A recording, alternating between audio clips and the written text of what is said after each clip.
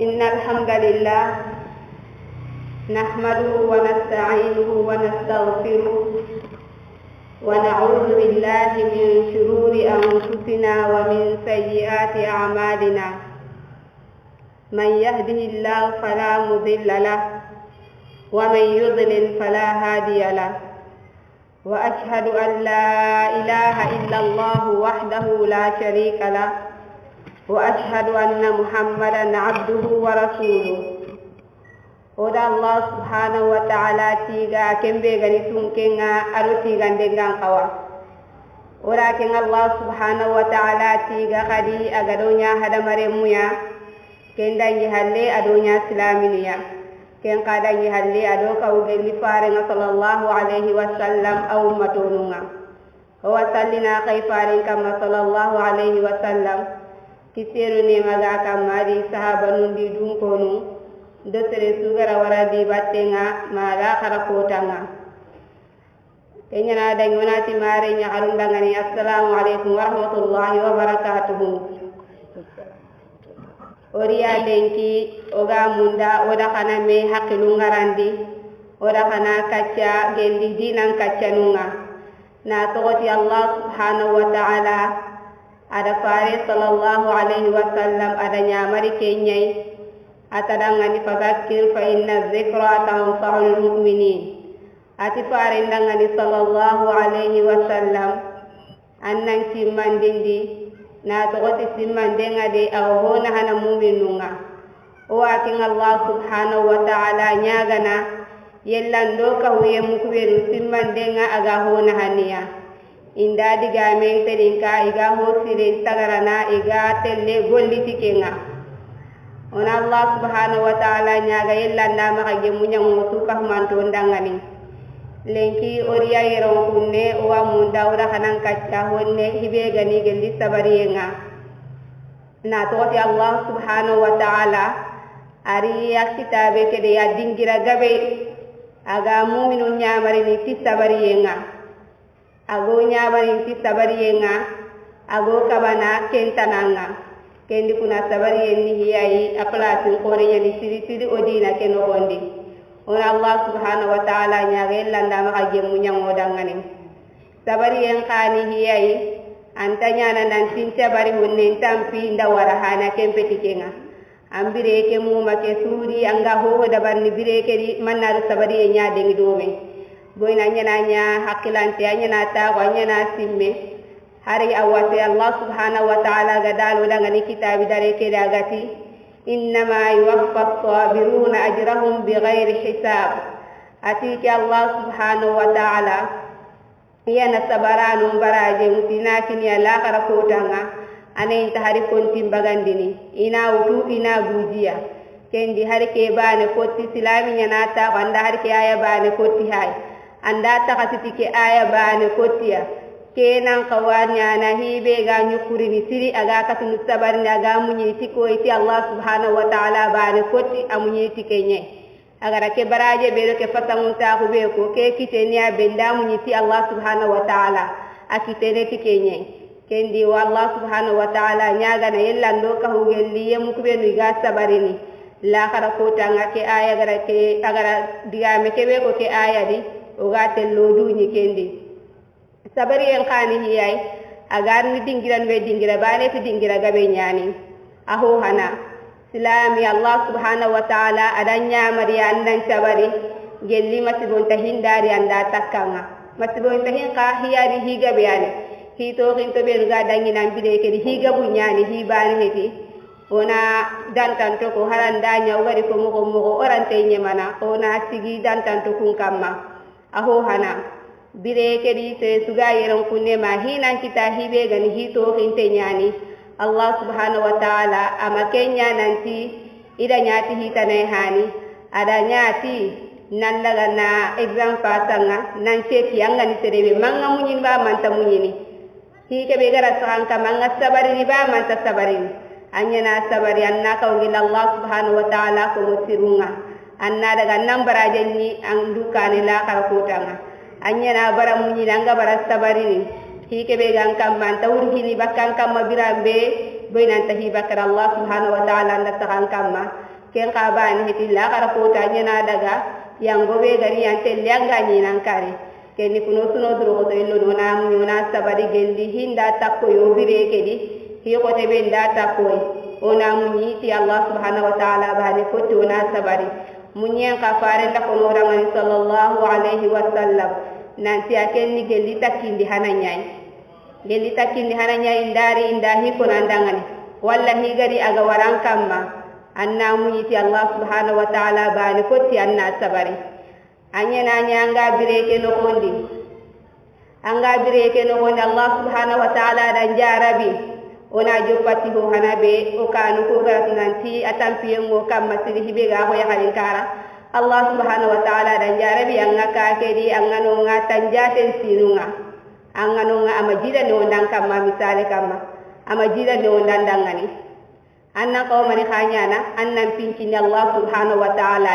anna muyiken kam manna sabara kamma bon Allah subhanahu wa ta'ala dalo daga ni kitabi dare kidati wa asa an takrahu shay'an wa huwa khairul lakum wa asa an tuhibbu shay'an wa huwa sharrul lakum ati hin wa hil danki anni konno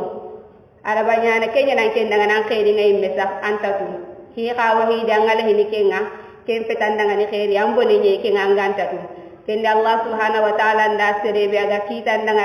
aga jarabi sahankam anga kari ya hare amara jira kita anna ma ken daga hitane serema tanna ma giri anna daga jari hani serema ken ko Allah bajari kunni sababu nye here tay silami jangiro nyaranga walla kudi metrangilli anna daga jari yo ha kitanna mu anna sabari anna kin Allah subhanahu wa ta'ala anna mahadunge telle no khusuya no hube gani ada Allah subhanahu wa ta'ala dina kigan telle domi ado Allah subhanahu wa ta'ala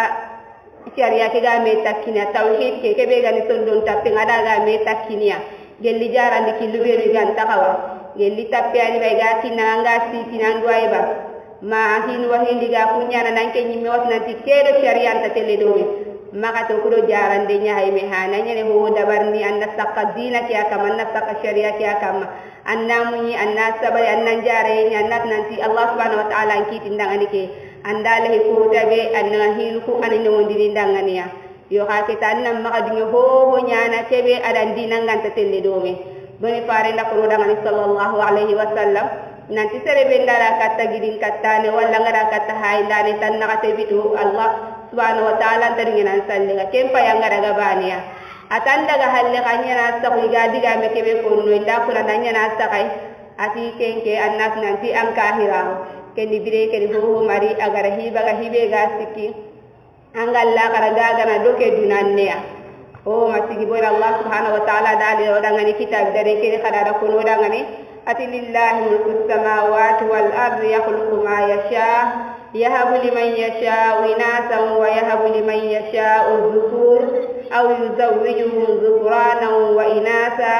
ويجعل من يشاء عقيما ati ya ka Allah subhanahu wa ta'ala dangani kam pato nyendo nyinya pato nyeri maria tari ka Allah subhanahu wa ta'ala dangani ikiana yemme lagana ina ku lenyugu agandingi dangan ina lenyugu mbane kotikine ata gandi ka Allah subhanahu wa ta'ala dangani amati ko me ke anko mosra ko nyana ata lingi ke danga ina nyang li fata mun ta ko nyani ikian takandindi kundunga hiru lingi ra kundu ina trendi ni kundunye ken islam andungi na nanti takandindi mo ko jala Allah subhanahu wa ta'ala gara dabari telemon ta ko ni kiyai hikma be ga no kondi haranda nyanke entatu ka kiya ni kebe ga pasuti ke kamanga ati nari nale nyakan burun kini seren ka kebe ga lingi dangani amati le nyakali sarana kandi la ya hari mura ko amati ko amati le nyugu sarana kenya ni ya hari sira ko amati ko ati kiya na nyana agal lingi dangani yanda takahinu takandi kundunga ati ki Allah subhanahu wa ta'ala ka la yi ndari na ho nyaka min ton kinyo ina ido kine ina ya kade kine ke tu sa ko ngani kamba ati agal lingi dangani kianda kundunya hinu yanni takandi kundunga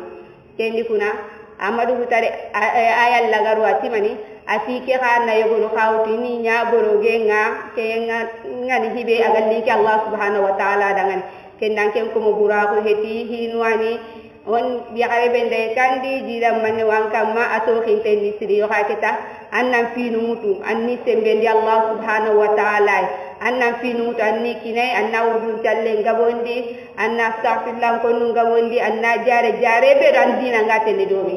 jarebe ado dina nga telle domi maka dunya nga ho nyana kebe dina nga telle domi gelanda e terebe amma kara man kara ngemmala to anda jaranda dam duno ko yambilla telle no ngahana daga tirindindi anna to ane go tirindi anda ke hulane mugure milla batelle ba geti kero dina nga telle domi anda nya yu anyana kama natanda yu andati hani ka anna to kono ti Allah farina kunda sallallahu alaihi wasallam nanti serebe anyana hibe humu to ngara to kono ti Allah subhanahu wa ta'ala anya to ko ti Allah subhanahu wa ta'ala an ho haraf nanda kembatte ni hibe gam pasai kenan kama nanduro ko to londi hinu nyaada tere mo ko be annas nanti Allah ki tay ayana hinu sakundi ni igal linga dangani mo ko be awaka pay khari annamu ni annas sabari gel Allah subhanahu wa ta'ala nda jangira o daga sakan kamma bire keri arabanya nan na tanjatun tinon bira ando jangire yo wadome annamu ni ken kamma annas sabari annas nanti Allah subhanahu wa ta'ala nda sakan kamma ko mo bura ko eti nta sikara ta halle mari abadan nan timira ke sedinga kortiani ke yo ngagi lina daga jare kenke yo hakita maka dinge sikana serendi goni sikke ke kabe granga sikana ke ya gama daga tinya kamanga ka ahanya na jangiro ke wangallan ta bakka duya birambe anta hiba kadi anga sikana sorondi anga kawanta na baraje ke be kita anto inteke anga kawanta na baraje ke be kita bal sa hanya na daga nan pay jirbunya kita boni sero sere anna sikka kendi farena ko ndaw dangal sallallahu alaihi wasallam nanti to yukbenu mu'min nga to ni ke ngati hari sa se nyana nda tuitanga hari sa se nyanda tuitanga kenna dangal junu afariya diga men tadi serebe gala tanja tun sinunya sa to yenga keni diga men ta ken kamang kamma annamuni anna sabara annat nanti Allah subhanahu wa ta'ala alla ke sahin kamma ko tari ni ana bakin kamma agama haraba ke keto ye kyani khairin na keto ya no gondi khairin na kyari harandanya asella nganke na walla nanti hiyani akote ni walla hiyana na kundwai hani kempe khairin na yadi ndema mu ko gida yo docteur ko yade misale go ko nati kem misale na ko lemine nganto isa amara to ada daga lokdani nga ida pingu du ida sotai lemine kena walla nanti da kawin golle nyi ke hatente wo itoi kam mo ni magi de ngi nokuya iga miselle kawti ga ken ka sotiya ngati gara miselle ke be sotai konna ko an walla hitanan hani ina sahanya munda dangani anda wari Allah subhanahu wa ta'ala ka ho nyana ko menga anke khairin na kenyari araba nyana anke bire ke mu mantuga nandangani yontin ci hanga ngatere ne tantanu filanga daga nangari ni an khairin ta kendia kenan khairin na ke to yebe anga sakamba teli tiro mani me an khairin na kenyari na dunge na sabarin na tunantin khairin na kiyada Allah subhanahu wa ta'ala gara kenyangi nangan araba nyana kanan jarabi ana lemme kinanga lemme be ga masaha kenya jangiro dambe siya ala len jangiran tewto ada kinanga annamuni anna sabari ti Allah subhanahu wa ta'ala be gara ke sakanka mannat nanti an ko mo bura ko eti lemne ke be Allah subhanahu wa ta'ala gara kinanga gara jangiro jambai annat na ta ka ko bura ko eti anna Allah batu tikel lemine kella banyana ndanga ngal janoro sababu ngai be sakanke nyimme ta tara banyana ndanga janoro sababu nga annamuni ken kawri anna sabaranga ho nya ken ndage langara nyati Allah subhanahu wa ta'ala la kara ko tan telle annam baraje nyini nonga araba nyana ka kana jangiro jambang ka mankina ke wallahi gonda nyana nyanga nyake gannamu nyanna sabari annamu nyawra anna sabaranga ho nyanna nyati Allah araba nyana kana nya sara ne yakare ma sara ne go aga nya teresi birekeri aga nya teresi kenya jangiro kundwai ba anya hakilan jangiro ba anya kendi metanai ba maka ma daga nya lo jumuti ay annamu nyanna sabara nak na tami dutaga aga ni dutaga be suga ni dutaga tanyi ni mo kebe angari balani al halal kebe gam pasanga mo be kenni serebe nda kundi metan lu kiti banyenga ida lo jurunti Allah subhanahu wa ta'ala daga nyanga takke wala len sahan tambala nya hakilan karaiba anya karatanai ba nyoko ikara kundi metan anke mbega ni sara nake annamu nyiti Allah anna sabari gelandanya lemmiana ngakadi an sara nake ngal haladi annamu nyawri anna sabari anna ragati Allah anna nati la khara ko ta ngabaraje ke ante la nyandu kari gelangar hi ke nyati Allah boyni golle khasu angama nyati Allah ngara nyati soronna ko na hantani nandanga la khara ko ta fare sallallahu alaihi wasallam shibani ati innamal a'malu binniyat wa innama likulli imri'in ma nawa ati gollun suuna ti mani ngannye awayemme ka suura ngani angara kebe nya haranga ma ko sellanga soronganta kum angara nyati Allah subhanahu wa ta'ala awatu boyni mani ka ayan ya alam Allah subhanahu wa ta'ala ni tunke kebe aga gundontu angara ho da bari sereda tubakin Allah subhanahu wa ta'ala watu soromma tubakin Allah subhanahu wa ta'ala awatu kedanya ne honya nan duro ko telondi anna golle kenya ananyati kalasi en kammai angara nyati kebe atelle kenya kita angara golle ke ganya ngo ta gamanya kalasi en kamma anya daga la khara ko tanga angolle ke antella nya mane kai haba mansura ko Allah subhanahu wa ta'ala gat wa qadimna ila ma amilu min amalin faj'alnahu haba'an mansura la khara ko tanga na daga ngollu ko anni nyinonga ini ko yang ngani ni gabum pai Allah subhanahu wa ta'ala na la garinya na mani kai anni wai ni nya ko be juranga ina daga do mani kai boy na ken Allah subhanahu wa ta'ala masigi ngara golle kenya anda nyati ina ko so do gara ko kenya nan takkenga anda nyati ina wari so do gara wari kenya nan ken takkenga anyeme anya daga la kara ko tan to ho ni nan dukane kenni sere anya ne ho nya na anyati Allah subhanahu wa ta'ala bane ko tiya anya daga anda takidaren ni nan dukane kenya la kara ko tan kaga manyati kenga ngara nyati hitana ya ga manyati ngasu anta honi nan dukane la kara kotanga awaka pay kada namunyi kada anna sabari gella Allah subhanahu wa ta'ala gara le nyakal kinanga kandi iganunga gella Allah subhanahu wa ta'ala gara le nyakal kinanga ndiga me kama kandi anya ya hunkara ba kenya majew anya hitana ba kenya gikama iya kun khibaru manew anna makatikata khalle marihani anna makatikate nerihani anna makatika hubudori anna makatika tanandi lenya gare nya ko tino marime ama lora kita benda ga bo ke dingira hulane be ya kitena kam ma ke ndabari abadan anya na ke ndabari am paidu hakka junubu ka wi anna mu yanna sabara nas nanti ke alla ki tinanga ni ke fundwai ko tarini ama gara bo gin kam maga dallo dal aga mahara bo gin kam maduna ke dire la khara ko ta ngamu ni ngasabari ntelli hiya nyin kane hibe ga ni hi khore nyani tella nyin kane la khara ko tanga sikka kendo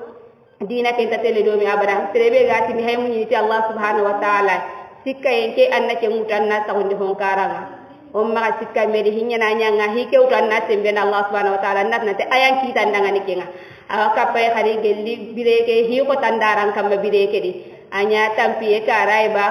an kamanga hukara hun ko tan kam masiri kenna ma sigi anga hinya ke be Allah subhanahu wa ta'ala ga malahay maka dinge kenga abadan kame tampiye gan karanga bireke karanga anduro ko to ellondi anna maka hinya kebe gan Allah ko tenga anna palale mundu anna mundu ti Allah subhanahu wa ta'ala ga Allah hine kille kebe anna mundu ti kenye anna mundu ti ke kille kem tampiye be gan kamma ke su handa baraje nye la khara ko tama ka ho gan tamma naraga mundu ti karatare ma wandi howtu ma kundi me taran dina ken tadingina ndakenga la khara ko ta ken tanya nandangani hujjai abadan Allah subhanahu wa ta'ala bagi awaka pay khaduna munyi khaduna sabari gella Allah subhanahu wa ta'ala ndanjara bitita khallem kenya ta khallem be aho tinte ba aho la te ba ndanjara bitita khallem be ganturun anna munyi khadanna sabara anna tunanti ko tarini ya ke tampe be ngadi abakin kamma agama bagin kama bire keri fundu kallen kellina na baga boy nan kenga makarana to aken kallana to bane kenya daga nda bane to ke anga to kenke hin kam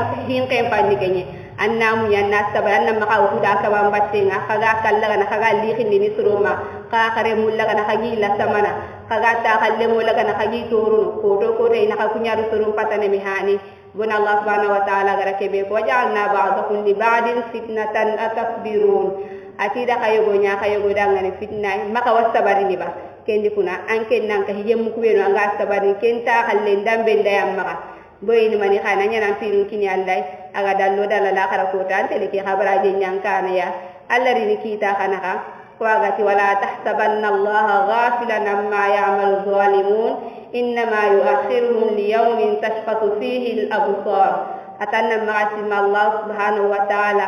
to nya diyem ku ak benu nyana iken taswari hani kempe asini dugundinia ini lelandina ini tokono ngama ko tabe ya ko ngada ay dara ni keni kan ko ta keni la khara ko tanye gelli ko tabe anga bala anga hibe nya suru ngadu tewnta ko nyaake maka suru ku gama yam pam maka so ante la ngake nyina kale la khara ko tam ken dan namu nya na sabari gelli ta khalle mon to ran kam annam maka ubudiya ho makalladi akamanga kille kebe wanne kille manyati ho makallo kendi munyi annan cabari annan Allah battenya annahu ko duwaunga anna Allah subhanahu wa ta'ala nya ga illandan tangandan kiti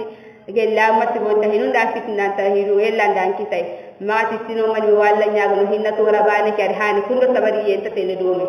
anya na kunya kun pay ko anke ga jigiran kuti Allah subhanahu wa ta'ala kibaru nyadi silami kan takawanta an jigiran kuti abadan maka jigiran kuti Allah ga Allah du kebera ganda na timman diniya harandanya anke dangan alelia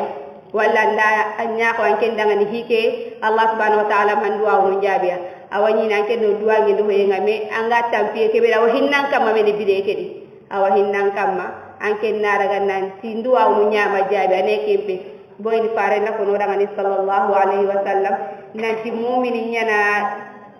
mu'mini nyana lahi idwa una jawa kappe gelli dingiran be na duwa nga jabi andi tengen tukasenga ke nangara tengen tukasenga ngara alla nyaga anke kibar to walla ma bona nda nyaga anduguta angolle anke nda kenya sa anyeme anna giri hibe ga ko ronga nyawo takani sikana nya fajiri tinto nya hakati sube ga ne wona ma anna gira nan pinu ko Allah subhanahu wa ta'ala aga dallo dalla anna batte ngalla gelli kebe anga nyaga na Allah ga mane wonda ndake dunari yero kunne la khara ko ta nyaga nga baraji manyi nan kane do duwa wo kan hinu sikya bani angara Allah subhanahu wa ta'ala nyaga kebe ana ke nyaga ndangan maga manya ngandangani al bala khore wo nyiri ni takan kamma anari ana barta do kenna ani anke taharatu anna tin ke duwa no majabe ani ajabi balaw yo wa nyiri nan kamma haga barta do kenna ma ken ka hetide la khara ko tan na daga Allah nati dunari ko me fulani anda nyandi nyaga ti hoya ma da baran nan dunari aye ki alle kana baraje ke utana kinan ken ni mu'mini ki angara Allah nyaga araga nanti duwa o ke ajabi na bi iznillah Allah subhanahu wa ta'ala ana duwa o ke ana jabi nan na maka jigiran kuti silamin takawantan jigiran kuti abaran awaka hibe khadi silamin ngam ka wakada munyi an tabari kendi Allah batte nyaay anyere ho da ban Allah batte ngana munyi nan na sabari amunyi nan na sabari gara ka be diga me ko randanga nanu kondi anken nam maka am palle hay ke ngamunyi nan sabari boy nam ma golle ke amma nyaati suru nganda nyaati Allah subhanahu wa ta'ala sire kanda hibe nyaati Allah anta suru diga me fayni ata kuna gallat aga Allah baraje ka ga kenya tin kan kenya galla khara ko dam anyere hibe nyana Allah batte ni hiyai shaytan onna do batte nye biresu anaragana aga ko don dino kam moya ko kani aga ko don dinan ke ga ke ka ho ke na kundwa mana kana ke ga kundu soron pankana soron pay kundwa alle mu pay amma menu ngariya ba anna ma se ke sudangan anga ke be da bananya ti alle anna munyi anna sabari ma ko tagari anka se waye ngarandangani anna munyi kada anna sabari hibe ga Allah kute nganna to ono afreng hibe ga Allah kute ngasilami nga anna ko wantana ke ka to onwa boyna Allah kute kani way aldim yonki dangan shaytani ka awaru hada mare men batte nga biresu ko Allah subhanahu wa ta'ala gara ken ko dangani mo gobe na di shaytani no konne nye akon na ke ka gan kon na ko be hukunteti kon na ko banganti ani kenni kuna hibe ga nan kon ning hare greki sere anya na tan kon ne ni kinga angam mo on tulu ken karanga sakati hibe ke Allah subhanahu wa ta'ala imya gara gara ko nanti shaytane no konne ye keno gam kawanta ona mulli ho kenni shaytane an kam ho gani Allah kuten khibare ni haranda yando serebe no ga dingira bari na dabarni an ken na magadunya dabarni boyni manni Allah subhanahu wa ta'ala an kabayya anna munyi anna sabari anna bara dabarni aga dallo dalla bogural lini nyanga kada ngani akote haranda ye jongar to ko to buru ka bogural lini nyanga ndangani ya Allah kuten ni hoy allingi yonki ndangani anna giri anna ngallam batunya ho gana Allah kutenya anna to gononga Allah batu ko aybe lu gani hinwani ima ko to harandanya shaytan nari nana ko to ndanya kala ko hibe ga ko nangiri nan sandi surunga kamma e wahin yogo ne kaccaru ndi metan watelle nagiri na ken to gononga nagiri naraga salli surunga do sorobe nu ga do me inta kupe sita dabarni ina mane khatini kan music nu nyani kena kun to ko nyani wadi ga kun dawani dingira be na la to bakente baka ken dingira freng na daga dingira be ke nganta nonga hada mare mu be ndiga ta hunu me kamma igolle ni mani kay magance nder wandi hi konne do na me borondi me danga jikunni kenye na la to ken dingirai haranda yonki kumpinda mu shaytan na dambatte nga yonki na kumpinda mu munda kanna baranna hi ke na raga na to kononga nta dungen hi ke da bari boyni mani kay ke munyi nan sabari ti Allah agarin kala ka ba kubeni ni to kononga ni wara agarin nya mari kubeni ya na kunya da barini agarin nya mari kubeni ya na kunya da barini an ka ban nan munyi nan sabari wala ko digame ko joppandiraanga nanti gelli masibonta hinda takkanga anna munya nan tabari gelli mani khay gelli len kalludi me tananu ndari kattanga nan tandanga ni sere fa tandanga ni kenno ko ka ko te nyono yakaru makasiri idi kattanga itanda sere fa tandanga anya saake ayba anya habe ayba anya ko ne aba nya gidi ayba nya lemme ayba maka dunge digamu ko na abadan digamu ko bi Allah subhanahu wa ta'ala ga malahiya ma dunge kun ko indari katanga inda fati en ko nandangani ambutte ko to an silama o ke anna bangadi no annati mani inna lillahi wa inna ilayhi raji'un anna ken kono allahumma jinni fi musibati hadha wa akhlif li khairan minha anna ken ko anyana ken ko farenti sallallahu alaihi wasallam iwa ho harafu kem battendi hibe gam pasu kebe ga giranga kendi kuna maka to kunyana kam ko maka kendi game ko maka dulanga maka du ngete xanu ko no ko ben gal taxaw farendo kabake nga seremati ya xanyim maka bu serey bonne ndanya ere take nga boyni mani xana sabati fare sallallahu alaihi wasallam nanta ya xanyim bo ware mu nga fati ken sabatiya sahaba no kanyi ke mo bana neri bonne nyaani ya xanyim nga baka iwa suno no boyni sondo me nyana suno here tay ma ya xanyim nambo gwa ka kita la kadu xanu ma ke go kunyana kam mo ko honi ni kam mo ka ti giro yare ka ti daga kenda ke mo Allah subhanahu wa ta'ala geta mbire ke jongi te ni ka ti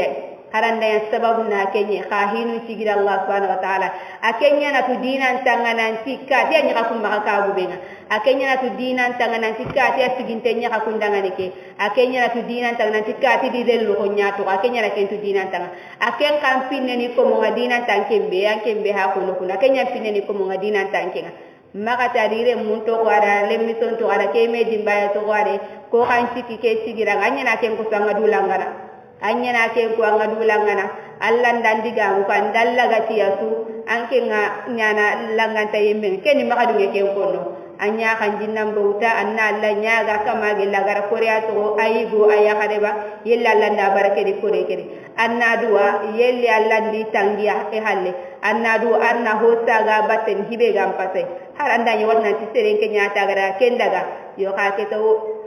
Allah subhanahu wa ta'ala rabayana fasongun ta kore gonya an kamanga manyangara hara jigina tiken ngari ni ke kundu halle andanya iganya ya kareba daga ra dimba emiten to ko anna munyiuri anna sabari anna daga nanti nkele kingangiri ero honne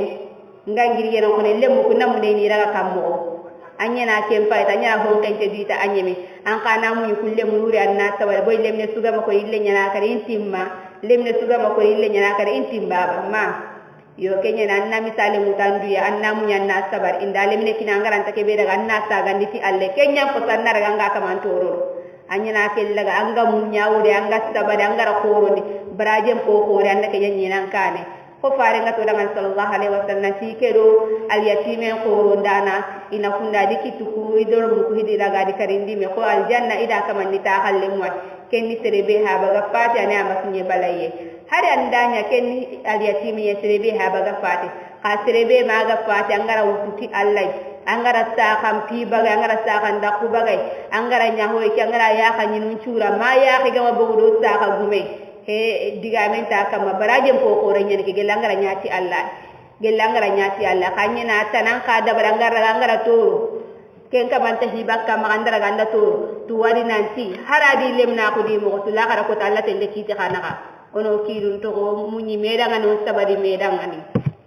serendara gara dimbaya to o ngiri khamu o ngiri mo gonda munda bar ni fare no kabakenga dina keni hoy anta darum dinne danga ni kenga badan kaya kalin kara anyana diga mo mo odan kenga on tawala o suno dro ko te illo no na kenga bonne nyana nya o